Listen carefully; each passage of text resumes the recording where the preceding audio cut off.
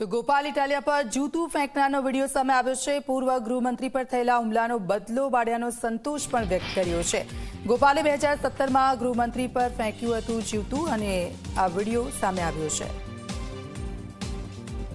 આ બંને દ્રશ્યો મેં આપને બતાવી રહ્યા છે। એક 2017નો આ વિડીયો છે અને આ થોડા સમય પહેલાનો જ વિડીયો છે, 3 દિવસ પહેલાનો।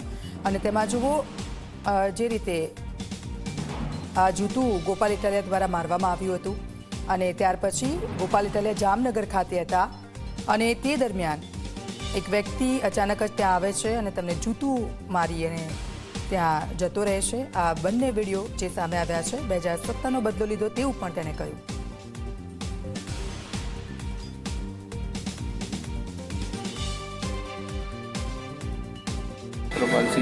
જામનગર આજે ગોપાલ ઇટાલિયાની સભામાં મેં ગોપાલ ઇટાલિયા ઉપર જૂતું ફેંકી અને પ્રદીપસિંહ જાડેજાનો બદલો લીધો છે। એને જે તે ટાઈમે પ્રદીપસિંહને જૂતું ફેંક્યું હતું એને ઘણો લાંબો ટાઈમ થઈ ગયો છે, પણ આજ મને મોકો મળવાથી સમાજ પ્રેમી થોડોક હોવાથી આ કાર્ય કર્યું છે મેં।